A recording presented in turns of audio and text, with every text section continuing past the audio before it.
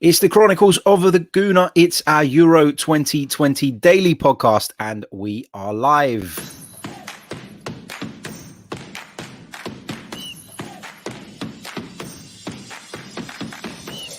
You're listening to the Chronicles of a Gooner, the Arsenal podcast. I'm Martin Tyler, and you're listening to Harry Symeou.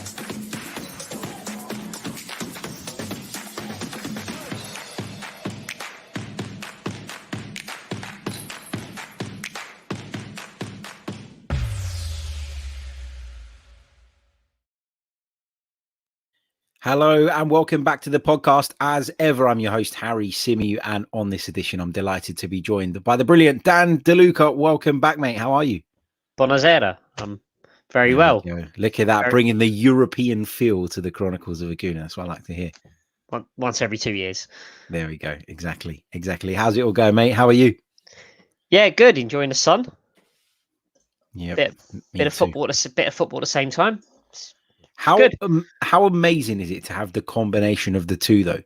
Because, like, for me, I've been putting a television out in the garden, lighting the barbecue, cooking my dinner, and then literally sitting there for the entire evening watching the TV outside. I feel like I'm in a village in Cyprus. It's amazing. Yeah, it's been good. I've had a bit of a hard luck story, though, because I've got a projector. So I bought myself a big screen. I knew I was taking a chance, and the projector just can't compete with the sun. So yeah. I can barely see the football. I can hear what's going on. So I've had to wheel my TV out. Gotta have both. Yeah, the projectors, that's the problem with them. When it comes to, I had one in my man cave for many, many years. You came round, you saw it, and it was fine in darkness. For an evening game, it was the best thing. But during the day, it was an absolute fucking nightmare. So I know exactly where you're coming from. I had to buy blackout blinds. And even then, it still wasn't great in the day. So feel your pain, really do. But that's enough waffle from us. Let's get on and discuss the football. And of course, again, there have been 3 games today. We're recording this late on Monday night. Let's kick off by discussing the Scotland game. Now, of course, Scotland hadn't been at a major tournament for 23 years. And it was their big comeback today in front of a not quite full Hampden Park, but a Hampden Park that was full of voice, very passionate. But unfortunately, the result didn't go Scotland's way. Before we come on to talk about Patrick Schick's goal, because I know that's what everyone wants to hear about, what did you make of Scotland's performance overall, DDR? I was actually quite impressed with it. I thought they did okay. I thought it was good. Yeah, I thought it was a good performance. I thought it was a mature performance in a lot of ways. I thought they played to their level. I thought there was just a lack of composure, and that was a difference between the two sides in the end. I thought they did what I expected them to do. I mean, there's a lot made of Scotland in tournaments past. We're going back years, clearly, but it's always glorious failure with Scotland, and there are other clubs at domestic level who can associate with that. But it was a good display. I thought they controlled large spells of the game. They rose to the occasion in a lot of ways, but it was just the finer details where there was a lack of quality, and that's what's let them down in the end, unfortunately. But overall, there was a lot to be encouraged. I think I felt for them in a way that the way the fixtures have been, the easiest team in the group they've played today, and I think they would have benefited from another game before playing Czech Republic today. Just to deal with that expectation. The expectation on Scotland was a lot higher than it should have been for understandable reasons, but I think that contributed to the lack of composure at the key moments, which is the only reason they've lost the game today, in my mind. Yeah, someone texted me during the game and said, this is such a Scotland game. And I think what they meant by that was it was just all passion, full of sort of power, really stuff from the heart, but the actual quality wasn't quite there. I think you make a great point. I think, looking at the statistics from the game as a kind of barometer, and I know statistics don't always tell the full story, but you're talking about Scotland having 58% of the ball, 19 shots on goal, in comparison to the Czech Republic's 10. But the Czech Republic managed 7 of those to be on target, so 7 out of 10. And for Scotland, only 4 of that 19 were on target. So you're right to point out, I think, the lack of composure in certain areas, particularly in front of goal.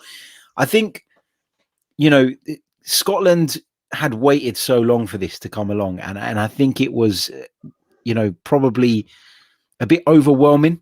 Maybe the occasion caused them to kind of almost be too keen at certain points, and almost, it's great to see players playing with their heart and, their heart on their sleeve and all of that. But sometimes you can overdo that. And I think you saw the composure of the Czechs in comparison. And I think once Czech Republic scored the opening goal as well, I think it became a really difficult task for Scotland, because they then went from going 100 miles an hour to going 150 miles an hour. And then we all saw what happened. This is, I mean, we're going to talk about Schick's second goal, presumably in a bit more detail. But where it stems from is a shot from a Scottish player from 25 yards that's not got any chance whatsoever of going to where it needs to go. And you say, well, you have 100 block shots a game. It doesn't mean it should end up in the other net. Of course it shouldn't. But it seemed to be that keenness and that over exuberance to do something spectacular from long distance that resulted in poor decision making. I felt in that situation there was a really easy ball out to the right. I think it was Forrest over there at that time. I can't remember exactly. Instead, we've had a shot that's ricocheted to Patrick Schick, and then obviously what happened after that was quite spectacular. But there was just some poor decision making. And I think, like you say, I don't like stats too much. They can tell a story if you want it to, but where I say a lack of composure, I don't look at the shots that have hit the target versus the shots that haven't. I'm talking about the shots that have hit the target, and to me, there's a target, and then there's a target, which is the corners of the goal. And I look at Robinson's strike, which has gone straight down the middle for the keeper to tip over. Was it Dykes at the end who's he's connected with the ball and put it goalwards, but all he was thinking of was putting it goalwards. He wasn't thinking about how to find the corner, which was a really easy finish. And I think at the top level that Robertson has clearly got a lot of quality. So that was a clear lack of composure. Dykes maybe less quality, but you should have enough as an international striker. We spoke very briefly in the England game yesterday how the number 9 didn't get into the game. We saw earlier with Lewandowski didn't get into the game. Top level this tournament, you're going to get 1 or 2 chances a game maximum, and that's where the quality really needs to shine through. And Scotland just didn't have enough. Yeah, agreed. And when I say and I talk about Scotland, kind of going 100 miles an hour, playing with their heart on their sleeve and the lack of composure, etc. I say that, but I also want to make it clear that I think there were plenty of positives for Steve Clarke to take away from this game, because I think he cannot, question his players' commitment. He cannot question how much they wanted it. They were without Kieran Tierney as well, which I thought was a major blow. To lose him as part of that defense. It's not to say that, Scotland don't have decent players to come in and fill in that position, but Kieran Tierney and Andrew Robertson are the 2 players in that side, maybe with John McGinn as well, that are at a different level, I think, to the rest of the squad. You could probably include McTominay in there as well. So to lose one of those, I think was quite unsettling. And I know that Steve Clarke says he's going to be back for the England game, but how do you think Scotland would fare against England, Dan? Because we've seen them both play now. I think, we can all agree that England have the superior squad. I think there'll be a lot of England fans out there who would have been looking at that Scotland game before the tournament started and maybe seen it as a bit of a banana skin. Do you think England have anything to fear when they take on Scotland on Friday? Yeah, I do. And it's the derby element of the game that makes it unpredictable. Scotland will play better against England than Czech Republic will, and that's because of the derby nature of the game. So I think England have got a lot to fear in terms of England will set out to play their own game, and I think for large spells of the game they're not going to be able to. I do expect that the quality is going to shine through. Again, I think you might see a very similar game to what you saw today, where you see Scotland certainly for the first 45, maybe 60 minutes, really, really trying to dictate the pace and create opportunities more so than chances. And I think ultimately, I do think England will come through. But by one way or another, but I think it'll be an uncomfortable England victory.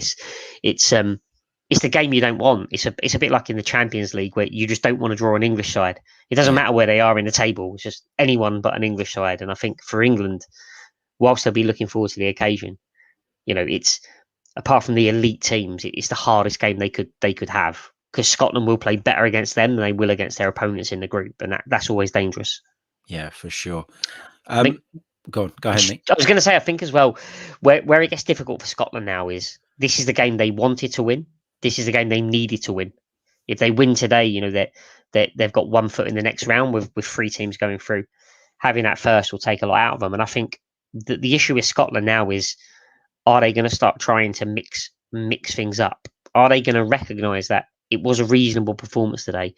Or are they going to try and change things immediately, slotting someone like Billy Gilmore, who's had a few good games? It was only 6 months ago Scotland played Czech Republic at Hampden and beat them. Scotland were expecting themselves to win this game today, whether they would have admitted it openly or not. And I just wonder if they're gonna try too hard to mix things up, and it's gonna put a lot of pressure on players who perhaps aren't ready for that sort of game against England. Yeah, that's a really interesting point you make, and I think it is important that Steve Clarke does acknowledge the positives of that performance and doesn't veer away from what they tried to do too much.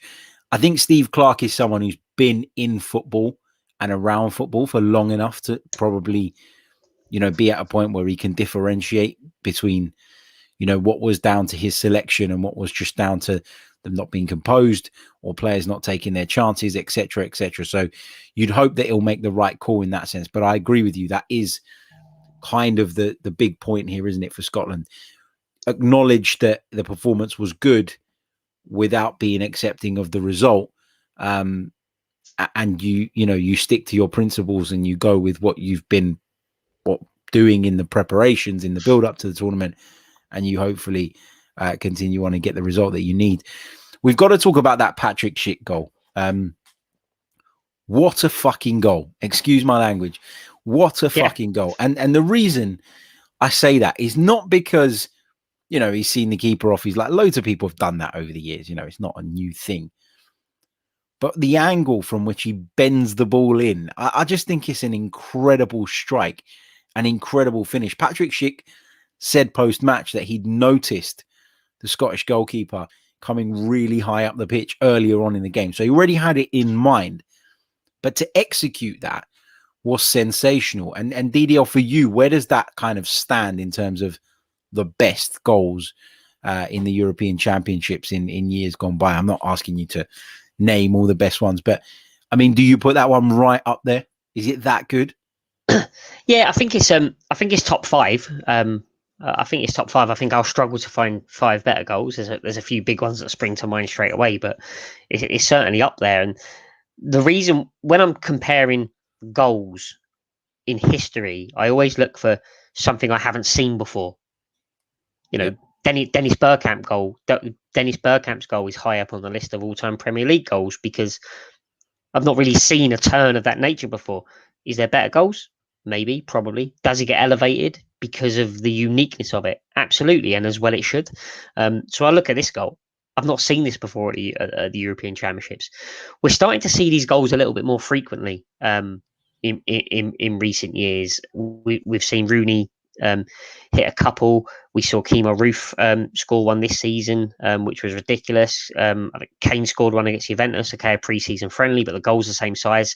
And what we're seeing with a lot more teams reverting to the sweeper keeper and playing high lines, players now know that there's a fair chance that the goalkeeper is going to be a fair distance out. And once you've got that in your head early on, a proper top quality striker is only waiting for, half an opportunity, a ball to break. The goal doesn't move.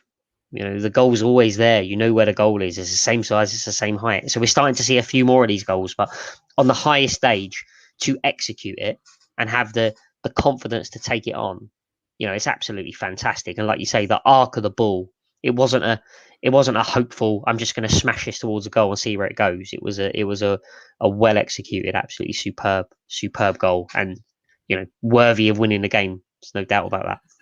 For sure. I think we've probably seen the goal of the tournament. There's no doubt about that. And obviously the night after, Andrei Yarmolenko scored an absolute cracker for the Ukraine. And you thought, well, that's going to take some beating. And then up stepped Patrick Schick, who's had a bit of a strange career, Patrick Schick, because he spent a lot of time in Italy. You know, it didn't really work out for him, I didn't think, when he was at Roma. Obviously, he's back in the Bundesliga now, and I think he scored 9 goals last season, which isn't bad by any stretch of the imagination. But yeah, you know, he's an interesting player, Patrick Schick. He's someone who's got ability, someone who's always shown ability, but has not always delivered consistently enough. But he's got 2 goals in this opening round of fixtures, and I'm not saying he's going to win the tournament Golden Boot, but he's up there with Romelu Lukaku as it stands. Let's move on and let's talk a little bit about Poland versus Slovakia. Slovakia came out 2-1 winners in that one. I didn't actually expect much from this game going into it. It was one of those ones where, you know, with there being 3 games a day, you've got here in the UK, you've got your 2 p.m., your 5 p.m., and your 8 p.m. You almost have to sacrifice one kind of. And when I say sacrifice it, I don't mean not watch it, not pay attention to it at all, but there's got to be one, I don't know about you, but for me, where I'm going to pay less attention to. And looking at the fixtures today, this was the one where I went, okay, if I've got to do something while half watching this, then I'll do that. But actually, I was gripped by the game really, really early on. And of course, Slovakia took the lead when a goal was adjudged to have been a Wojciech Szczesny own goal. I thought that was really harsh on the striker, though, Dan, because he did some excellent work in the build-up. And when it hits the post and hits the back of the goalkeeper like that, I mean, there's not much Wojciech Szczesny can do, is there? No, there isn't. I mean, it's one of those things where it's harsh on the keeper, it's harsh on the striker, and you just think, well, you know, the goal's been forced by the forward. Why can't it just be awarded to the forward? Who does it really harm? Do you know? Exactly. But yeah, it's one of those things. Again, it's seen a few times before. Not often with penalties when they bounce off the post and hit the keeper and roll back in, and it's just you know, there's not a lot that can be done. I thought, like you say, the build-up play by his name escapes me. Mac. Yep. Excuse me. And you know, really direct run. You know, it deserved the goal. To be fair, the way he knocked it through the defender's legs there, and I think that epitomised a lot of Slovakia's play in the first half. They were very direct. They were keen to get forward. They were keen to take the game to Poland. They got in attacking positions, and it was a really exciting game of football. It was a shame that the red card came for what it came for. I didn't think the second challenge was that bad. And I think Poland will probably feel a bit hard done by in that respect. But the thing with Poland, and I'm going to be a bit critical of Poland now in the sense that they have got the best striker in the world today. I think most people would agree on that. You know, he's certain. I think he's the best striker in the world. You know, there's 2 or 3 others who can stake a claim, but in terms of sustainable goal machine type status, you got Robert Lewandowski, and you look at the last World Cup where they didn't get out of a really weak group. Lewandowski, no goals. You look at them today and they couldn't really work out how to play to his strengths. And I think, you know, as a one-off game, it's okay, but I'm starting to question whether Poland should be doing better. You know, that with the play, well, certainly with that player and a couple of other decent players in and around him. And I've been a bit disappointed over a series of games with Poland and what they produce. Having said that, I did expect them once they got back into the game with a horrendous goal. Let's be fair. It was like when a tennis player double hits the ball. He's completely scuffed. The finish is so bad that it's gone in, if that makes sense. And then he had a chance about 2-3 minutes later, didn't he? Which he just didn't get hold of. And you know, you kind of look at that chance and think, well, if it fell to the right man, it might have been a different result. But I think Poland are going to struggle again to get out of this group, if I'm honest, and they might be looking at best at one of the third place finishes now, which is you know, it's up against it. Serial underwhelmers at major tournaments. That's what Poland have been over the years, which is, like you say, it's surprising because they've got players. That over the years, especially, they've had a lot of players based particularly in the Bundesliga where you'd go, he's a decent player, and he looks like he could compete at that level. But as we often see at international level, sometimes managers can have individuals at their disposal, but they're not always able to gel them together and put them together. And I think that's probably one of the things that you could throw at Poland as a bit of a criticism. There's been a lack of cohesion in the national team that, when you look at the talent at their disposal, probably shouldn't be there. But they're not the only ones. There are a number of nations that you could say that of. But you're completely right. They've disappointed in their opening game. They're not out of the tournament by any means, but they would have been looking at that group. They'd have been looking at Spain. They'd have been looking at Sweden, more so Spain, and thinking we probably need to pick up 3 points against Slovakia.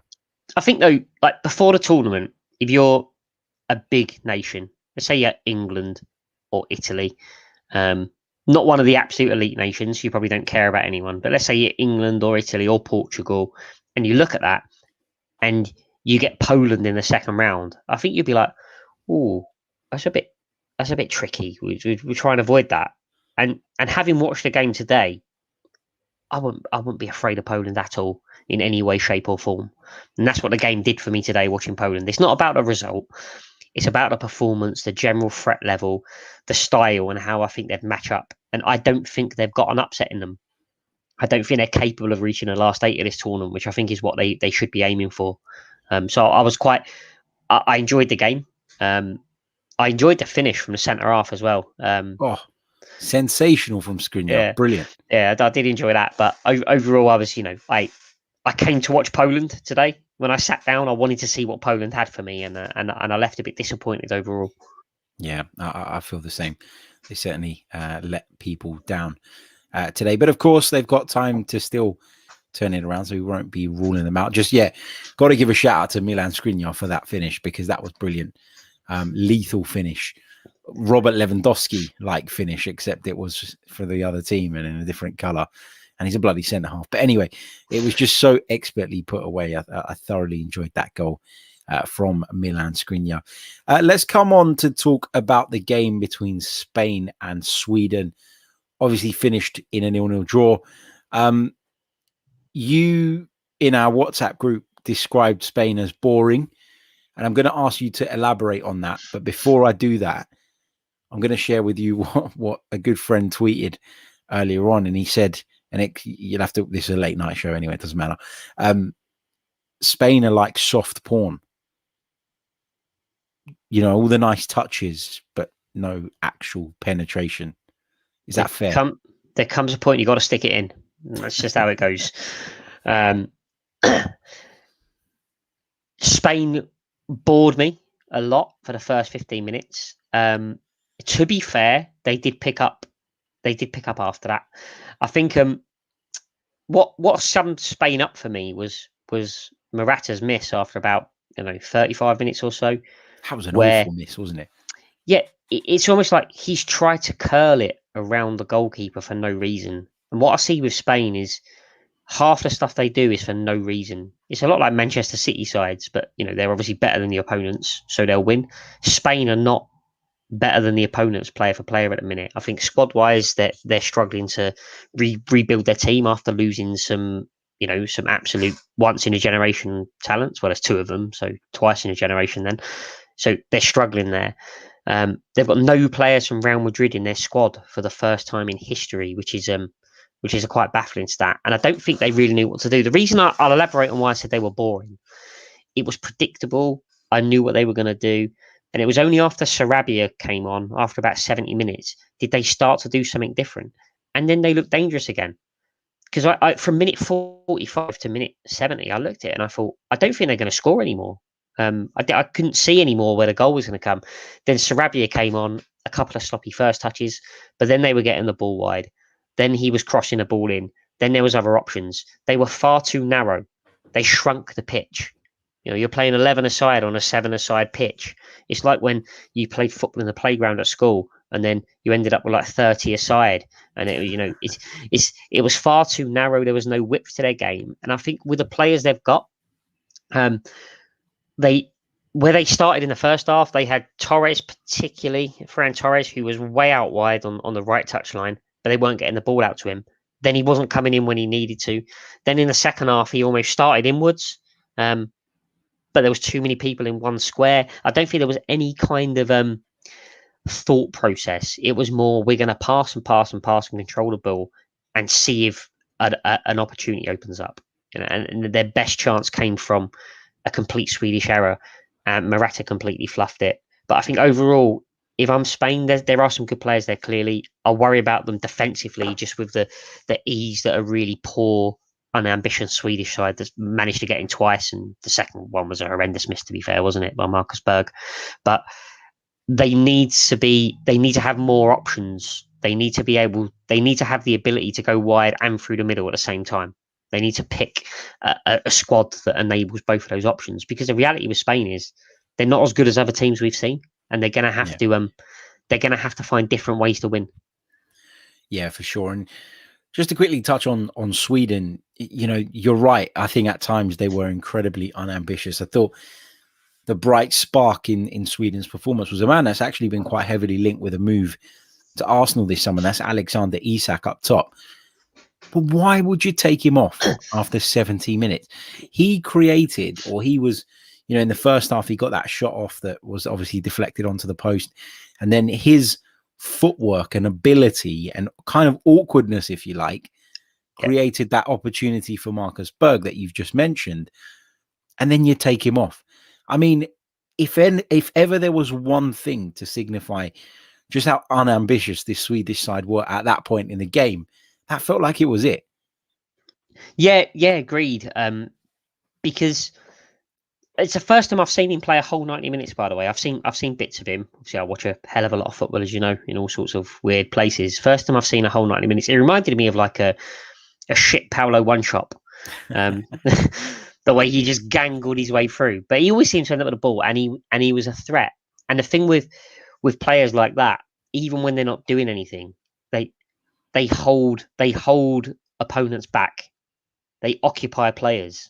He doesn't have to be doing anything. And as soon as he went off, you saw Spain take over, and that was probably the period of the game, apart from maybe the first 10 minutes where Spain looked at their strongest. But I thought it was a strange decision to take him off. I thought they risked a point by doing that. There's a really big point for Sweden, because now they've only got they win one other game and they're into the second round. Now, the difference between Sweden and Poland is, I believe Sweden are capable of stealing a result against a big side. So for them to smuggle their way through the group, like they did in the last World Cup, to be fair, I mean, they were eliminated by England in the end, weren't they?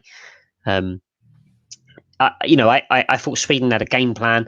They executed it relatively well.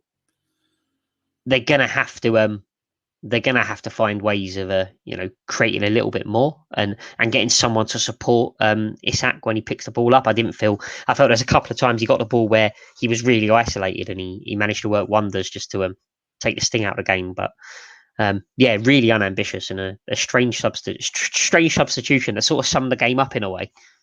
Yeah, completely agree. Just going to pick your brains on a couple of other bits and pieces, DeLuca, aside from today's games. Obviously, you're a massive Italy fan. What have you made of Italy's start to the tournament? I know it was a few days ago now, but the kind of level of expectation around Roberto Mancini's side has elevated humongously over the last few days after that really good performance against Turkey. I think as good as Italy were, Turkey were awful. And I think that's important.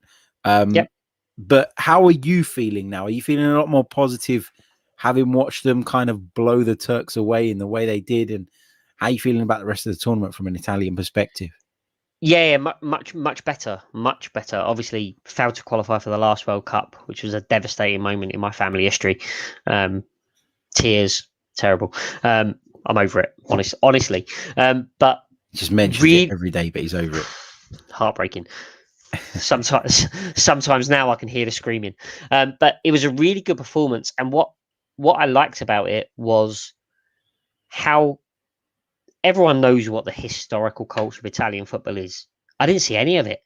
I didn't see any. The closest we got to it was Chiellini celebrating a block in the 92nd minute.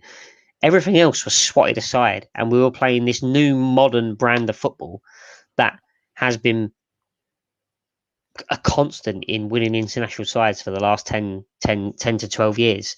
Mancini has reinvented the way Italians play football for this tenure following the last World Cup failure, where it's become apparent since Italy won the World Cup that the way Italy have played historically doesn't work anymore.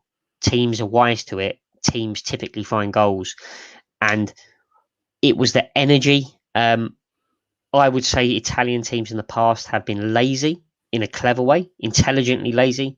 There was none of that. Mancini's got a completely new style. The energy we played with, still pressing after 3-0 up, swarming over Turkey, not giving them hardly a sniff in 90 minutes. So I was really impressed. And again, what I was looking for in the game was, for Italy, if we get to the semi-final, I'll be absolutely delighted before the tournament. But now I look at it and say, if we draw a France or a England, who are the second favourites, or Belgium, we can compete and can win on our day. And I think as a football fan, that's all you really want. You don't want to go into a game thinking we've got no chance of winning this. And what I saw in Italy was a lot of their players who quietly aren't mentioned because they're not really household names over here, like Barella put in a fantastic performance. Both fullbacks had a great game. Insigne, who's a very, very good player, had a really good game. And I looked at it and I thought, there's still Verratti to come into this side as well. So there was a lot there. I still worry about what the defence will do against a top attack. But what I saw was a midfield who can compete and a team who's got goals in it.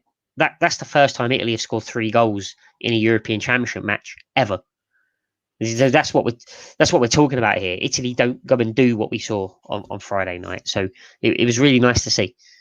Yeah, for sure. And I was delighted for Ciro Immobile as well, because I know, look, he's not had a bad season at Lazio by any stretch of the imagination. He scored 20 goals in 34 league appearances, but there was a lot of talk and a lot of question marks around whether his form going into the tournament made him the right man to lead the line for Italy and whether he was up to the task. And to see him get off the mark so early on in the competition, I think was great. Just finally, DDL, obviously, we're going to speak again over the coming days, going to get you back on, and we're going to do many more podcasts. So we'll save some of the talking points for another time. But I'm going to be asking everyone that comes on this question over the next few days, because I'm really interested in what you view the answer to be. Obviously, here in the UK, we've got 2 broadcasters showing us the Euros at the moment. We've got the BBC and ITV. Whose coverage have you enjoyed more so far, and why? It's BBC, and I think I'm at that age, and I've seen enough tournaments now that there's that loyalty in the back of my mind, and it's always been the BBC for me, and I enjoy it. I enjoy the way they put the show together. I always have enjoyed that. It starts off. Let's start with the basics, and this isn't the answer you want to hear. The fact there isn't an advert. That's not, that's not what you've asked me. You've asked me about the coverage, but over the years, the BBC have always had a better production for me. I think in recent times, some of their co-commentators have slipped below par, but BBC is still my favourite. And when the final is on, and I've got a choice between the two, it's highly likely to be the BBC where I go to. I like Gary Lineker as a host. Me too. And what I like about Gary Lineker as a host is he hosts. I want my host to host. I don't want my host to be part of the panel. I don't want my host to answer silly questions. I think Alex Scott is a fantastic pundit. She's very, very knowledgeable. I like Ian Wright, which you'll be pleased to hear. You might be surprised to hear that, but I like Ian Wright because he expresses his view as a fan, but he doesn't let his bias get in the way some people let their bias get in the way in a funny way, like Ian Wright, and some people do it in an idiot way, like Jamie Carragher. So I like the team. I like the pundits. BBC for me. Yeah, see, I was always on the fence with this one because, like tonight's game, take it for example, the Spain game tonight, right, where we've just watched. I love the quality of the panel. Somebody like Rio Ferdinand. I think Rio Ferdinand's a good pundit. I think Cesc Fabregas is an incredibly good pundit. I think he's so intelligent, so calm in the way he puts his points across. I think it's brilliant. Alan Shearer, I'm not so sure about Alan Shearer, but he's Alan Shearer. But as you said, Gary Lineker's a really great host. If I could take Clive Tilsley and Ali McCoist, that combination from ITV, and bring them over to BBC, so I don't have to listen to Danny Murphy or Jermaine Genius on co-commentary, then that is the dream team for me. I actually like the BBC's commentators, but I'm, like you said, I'm not a big fan of the co-commentators. But then, you know, Lee Dixon isn't exactly 10 out of 10 on ITV either. So that's my dream pairing at the moment. I mean, I tuned into the Holland-Ukraine game last night, and the minute I heard Clive Tilsley and Ali McCoist, I thought, yeah, the Euros have started now. This is the proper stuff. Yeah, I do like Clive. All the rest is... I'll just tell your listeners a really quick story, and this is true story. It's a true story, and I'll dig out the evidence. So I wrote to the BBC recently. It was after an FA Cup game, and it was a freedom of information request, which I'm entitled to as a taxpayer, and you are too. You can write to the BBC and ask for a freedom of information request. They didn't respond, which I don't think is exactly legal. But I asked who they interviewed when Danny Murphy was appointed as co-commentator. They haven't got back to me, and I should follow it up, really, because I'm entitled to an answer. And I just want to know, because I just don't understand how that has ever come to be. I can understand why people don't like Jermaine Jenas. I can understand why people don't like a whole host of people they don't like. But I can't understand how anyone can like listening to Danny Murphy. Don't get it. It's not even, though. For me, it's not even like I have an issue with Danny Murphy, the man, or Jermaine Genius, the man. I just, you know, you look at that as it's supposed to be the benchmark in broadcasting. Yeah. And there has got to be somebody who, I don't know if you watched the Poland game earlier, Emma Hayes on co-commentary. She provided way more insight as a co-commentator than Danny Murphy or Jermaine Genius ever do.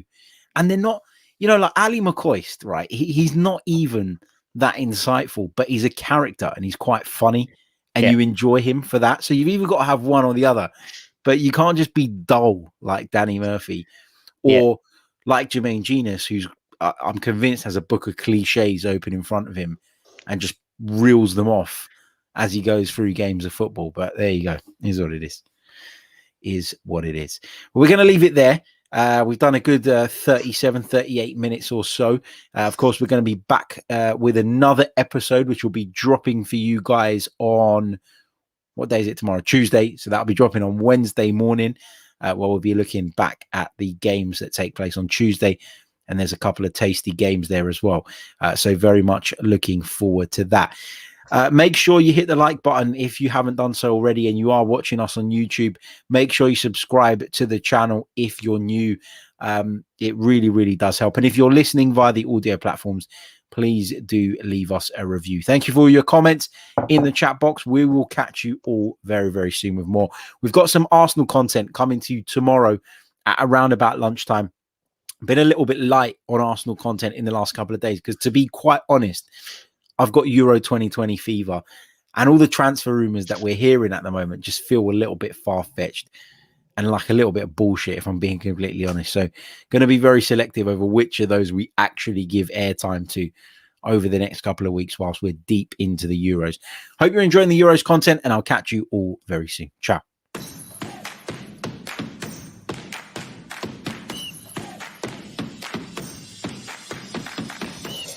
You're listening to the Chronicles of Aguna, the Arsenal podcast. I'm Martin Tyler, and you're listening to Harry Symeou.